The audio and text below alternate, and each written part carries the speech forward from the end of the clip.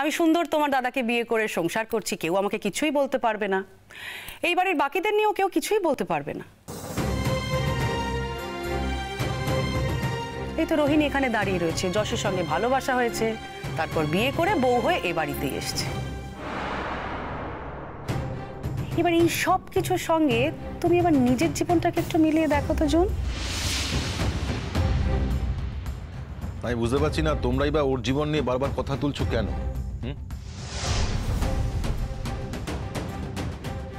কাকামণি, এতক্ষণ ধরে যে তোমার মেয়ে আমাকে এতগুলো কথা বলে গেল, এত অপমান করলো, আমার শিক্ষা নিয়ে কথা তুললো, সেগুলো তুমি শুনতে পেলে না?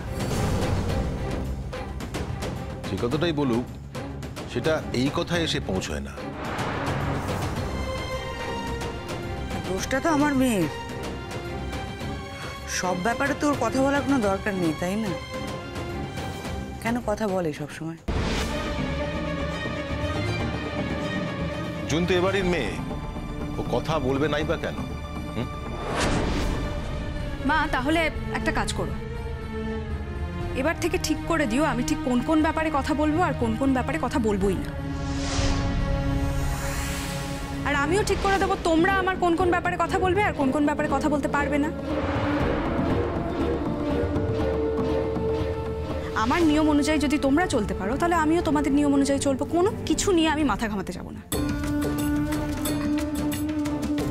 কিন্তু কি বলো, তোমার ছোট থেকে একটা বিবেক বোধ নিয়ে বড় হয়েছি তো,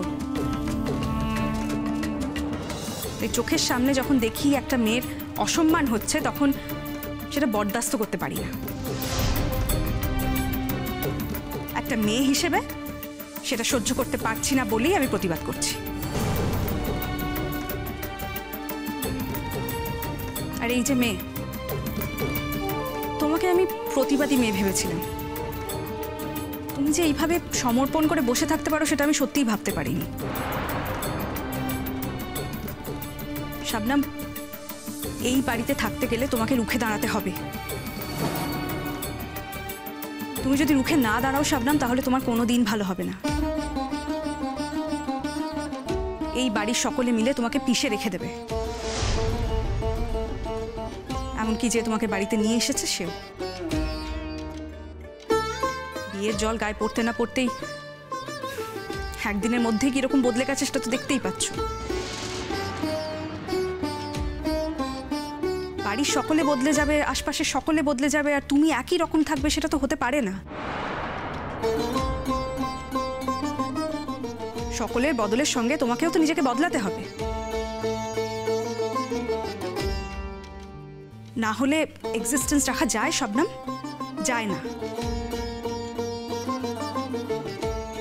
এনিওয়ে বাবা, আমি আসছি।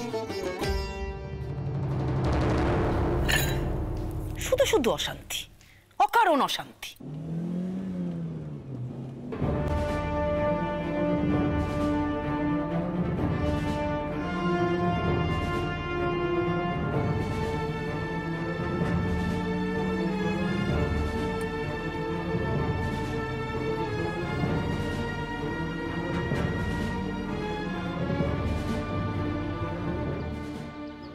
এই যে শবনমের বাবা জেলে আছে,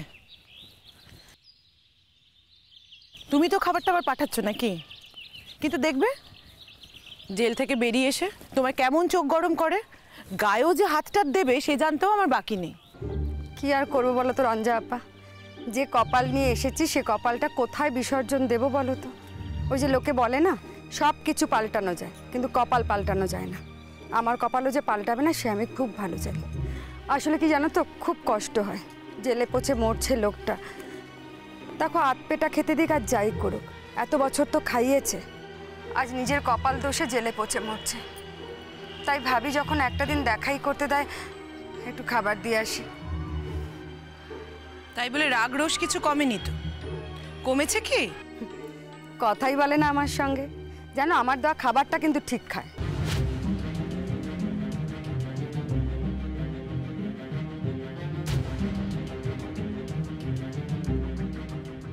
সেই জন্যই তো বলছি, মানুষটা ভাঙবে তবু মচকাবে না। প্রত্যেকটা মানুষ জীবনে ঘা খেতে খেতে কিছু শিক্ষা লাভ করে, ওই মানুষ তাও নয়, শিখবে না কিছু। আমি তো জানি ও যদি কোনোদিন সুযোগ পায় শবনমের ক্ষতিই করবে, শবনমের হয়ে কোনোদিন কথা বলবে না। তাই তো ভাবি রঞ্জা আপা, মেয়েটা শহরে গিয়ে কত কষ্ট করছে বলো তো। যশটারও বিয়ে হয়ে গেল, ও শুধু নিজের দিন কিনবে বলে কলকাতার মাটি আঁকড়ে পড়ে আছে, ওদের বাড়ি আঁকড়ে পড়ে আছে। আমি ওই মেয়ের মন বুঝতে পেরেছিলাম রঞ্জা আপা। ওর কি ওখানে থাকতে ভালো লাগছে বলো তো? চোখের সামনে ওরা দুজন ঘুরে বেড়াচ্ছে। আমিও তো একজন মেয়ে মানুষ, তার উপর ওর মা। আমি তো বুঝতে পারছি মেয়েটার ভেতরে কত কষ্ট হচ্ছে। যশ যদি শবনমকে বিয়ে করত, যত বাধাই আসুক না কেন আমি যেতাম গো, ঠিক যেতাম। কিন্তু যশ রোহিণীকে বিয়ে করেছে, সেই জন্যে যায়নি। হ্যাঁ, নেমন্তন্ন করতে এসেছিল ঠিকই, এমন নয় যে হঠাৎ করে জানতে পেরেছি। কিন্তু বিশ্বাস করো ভাবি, আমি ভাবতে পারিনি শবনমের মতো মেয়েকে চোখে দেখার পর পৃথিবীতে আর অন্য কোনো মেয়েকে বিয়ে করা যায়। আমি ভাবতে পারিনি। হয়তো বাড়ির চাপে করেছে, হয়তো রোহিণীর চাপে করেছে, কিন্তু ভাবি যশ যদি চাইতো তাহলে সব চাপকে অস্বীকার করতে পারতো না। ভালোবাসার জন্য কি এইটুকু করা যায় না ভাবি? পারতো না বলো ভাবি? নিজের মনের ইচ্ছে থেকে কি ওর চাপটাই বড় হলো? থাক না রঞ্জা আপা, আমার মেয়ের কপালে যা আছে তাই তো ঘটবে। আমারই তো মেয়ে বলো, ওর এত চাঁদ কপাল কোথা থেকে পাবে বলো তো? মাঝে মাঝে ভাবি জানো, এই বিয়েটা হয়নি বোধহয় ভালোই হয়েছে। তা না হলে তোকে আরো বড় লড়াইতে নামতে হতো বলো তো। ও বাড়ির কেউ ওকে বউ হিসেবে মেনে নিত? কেউ তো বউ হিসেবে মানতো না। তাই আমি আল্লাহর কাছে প্রার্থনা করি মেয়েটা নিজের পায়ে দাঁড়াক, রোজগার পাতি করুক, সবার বিপদে পাশে দাঁড়াক, মানুষের পাশে দাঁড়াক, সমাজের সেবায় লাগুক। তাতেই আমি খুশি, তাতেই আমি খুশি।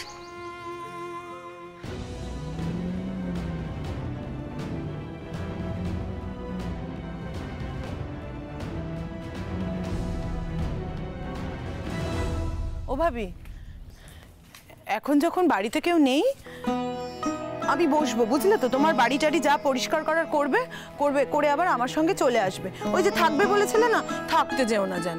দুটো দিন থাকি না রঞ্জা আপা, কতদিন তোমাদের বাড়িতে পড়ে আছি বলো তো? আর তাছাড়া এখন তো লোকটার হুট করে চলে আসতে পারবে না, আর আমার গায়েও হাত তুলতে পারবে না। সেই জন্য বলছি না ভাবি, দেখো গ্রামে তো শত্রুর কোনো অভাব নেই, তাই বলছিলাম কটা দিন থেকে যাও না। তুমি আছো বলে তাও তোমার সঙ্গে কথা বলে আমার সময়টা কাটে। শবনম চলে যাওয়ার পর থেকে তো গ্রামের ছেলে মেয়েরাও তেমন ভাবে আসে না। আমার সময়টা কাটবে কি করে বলো তো তুমি?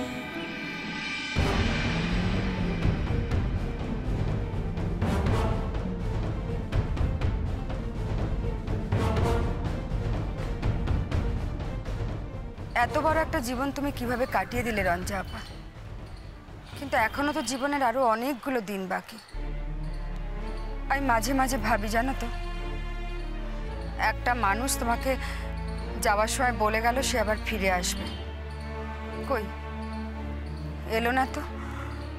আচ্ছা, কোথায় থাকে সেটাও কেউ জানে না। যদি চাইতো একবার তোমার খোঁজ নিতে পারতো না? থাক না ভাবি ওসব কথা, বাদ দাও।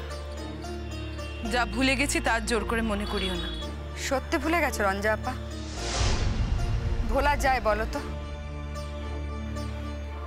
জানো, কানাঘুষো শুনছিলাম ওদের বাড়িটা নাকি ভেঙে লোকজনরা 7 মহল্লা বাড়ি বানাচ্ছে।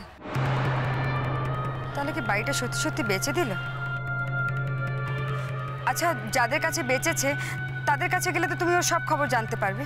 আমি জানতে চাই না, আমার জানার কোনো প্রয়োজন নেই। কেন জানতে চাইবো বলো তো? এমনভাবে বলছো কেন রঞ্জা আপা?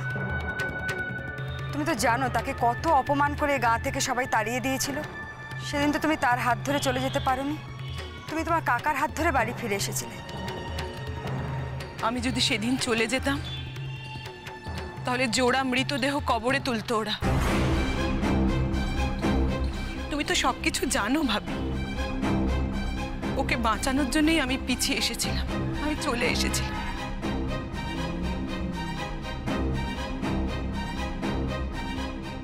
ও যখন এই গায়ের পাট চুকিয়ে চলেই গেল, যে কোনো সূত্রে কোনোভাবে আমাকে একটা ফোন করতে পারলো না? ও ইচ্ছে করলে কি এখানকার নাম্বার জোগাড় করতে পারতো না বলো ভাবি? যাক যাক, চলো এসো। আমি কিছু বুঝতেই পারলাম না, বিশ্বাস করো। দেখো শাবনাম যেটা ভালো খায়, ও যেটা ভালোবেসে খাবে ভাত, আমি সেটাই তো যত্ন করে ওকে খেতে দিলাম। একটু কম পড়েছে ভাতটা, তার জন্য এত কিসের কথা বলো দেখি, এত কিসের কথা? আর তোমাকেও বলছি শাবনাম, এতগুলো মানুষ আমরা ব্রেকফাস্ট করলাম, তো কারোর খাওয়া নিয়ে কোনো কথা শুনতে হলো না।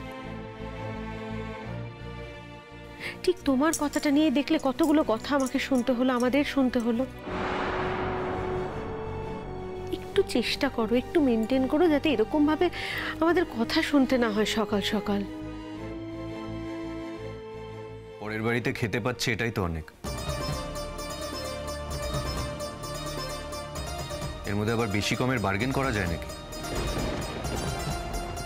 যা জুটছে সেটা খেয়েই তো উঠে যাওয়ার কথা। অভাব কি নিজের বাড়িতে ছিল না? আমি তো শুনেছি যে ওর বাড়িতে দুবেলা খাওয়াও জুটতো না, পেট ভরে খেতেও পেত না। অনেক দিন ওর অনাহারে কেটেছে।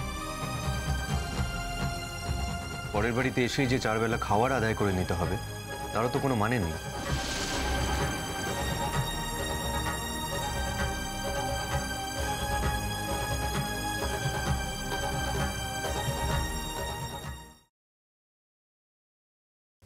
কি হলো? তুমি ভাত নষ্ট করছো? আমার পেট ভরে গেছে আন্টি।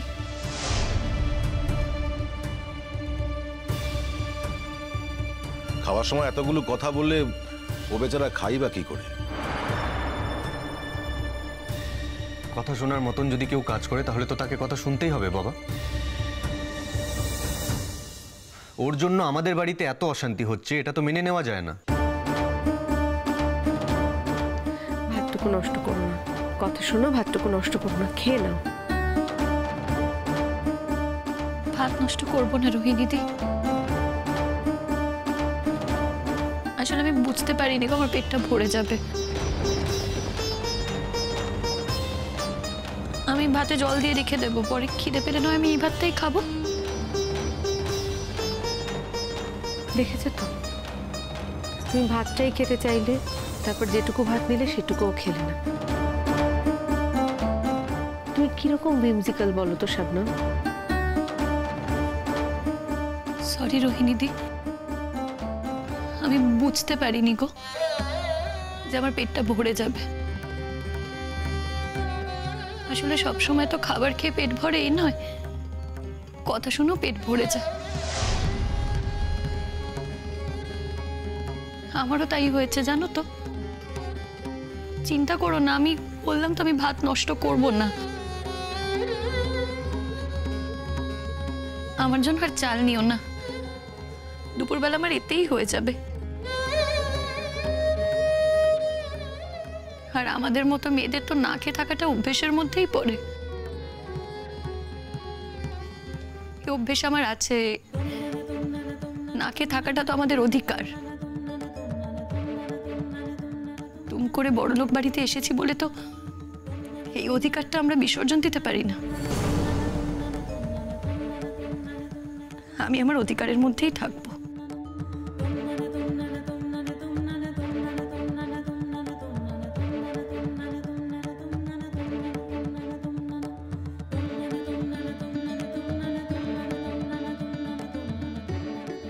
না খেয়ে থাকাটা তো আমাদের অধিকার, আমাদের অধিকার। তুম করে বড়লোক বাড়িতে এসেছি বলে তো এই অধিকারটা আমরা বিসর্জন দিতে পারি না।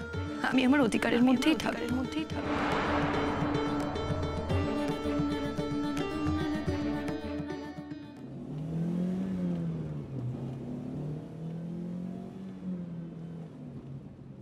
ভাবি, ওই দেখো একটা বড় গাড়ি আসছে। এ পাড়ায় গাড়ি ঢুকলেই মনে হয় আমাদের যশ আসছে বোধহয়। আর যশের সাথে সাথে আমাদের মেয়েটাও আসছে। এই ভাবনাই সার আমার। যশ কেন আসতে যাবে? যশের বিয়ে করা বউ রোহিণী। রোহিণী হয়তো আসতে দেবে না যশকে। ও ভাবি, কার গাড়ি বলো তো? এত বড় গাড়ি এই পাড়ায় তো আগে কখনো দেখিনি। বড় গাড়ি করে আর কার বাড়িতে অতিথি আসবে বলো তো? এতদিন তো তোমাদের বাড়িতেই বড় গাড়ি করে অতিথি আসতো। না গো ভাবি, ওই যে বাড়ি বানাচ্ছে না একটা সাতমহলা, শুনেছি তো কলকাতার লোক, তাদেরই কেউ হবে হয়তো। বাড়ি তো প্রায় শেষের মুখে, শখ করে বাড়ি বানাচ্ছে তারা। গ্রামে জল হাওয়া, টাটকা শাকসবজি, পুকুরের মাছ এসব পাবে বলেই বোধহয় এখানে শখ করে থাকতে আসছে। ওদেরই কেউ একজন হবে।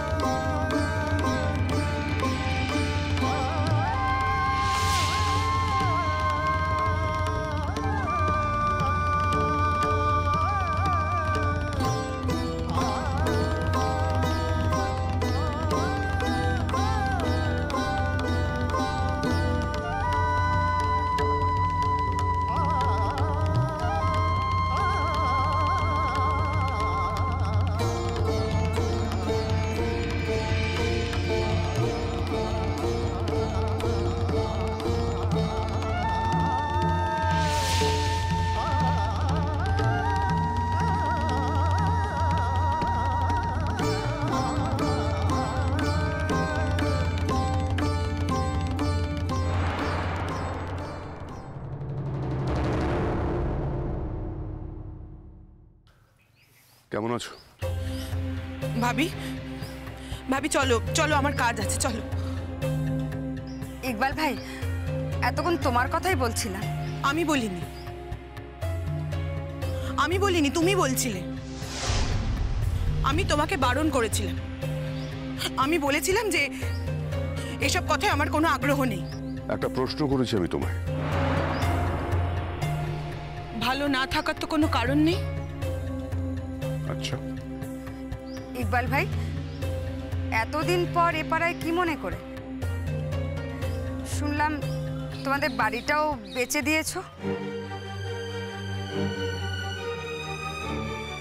শৈশাবুত করার বাকি আছে বোধহয়, সেই জন্য এসেছে।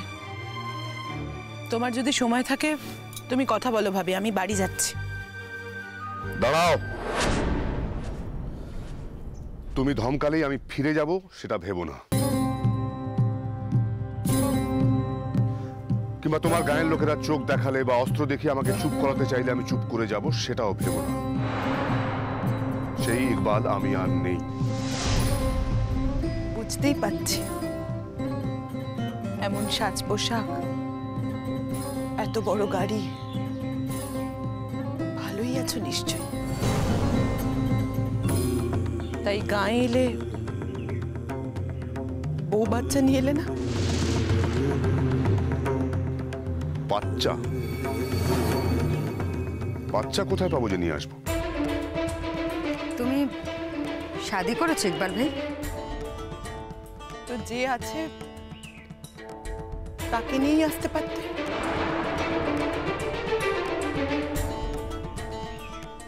বউকে নিয়েই আসতে পারতে। সেই সুযোগ থাকলে কি নিয়ে আসতাম না ভেবেছো? কেন? গাঁ বলে বোধহয় আসতে চাইলো না। তোমার বাড়ির লোকেরা কেমন আছে?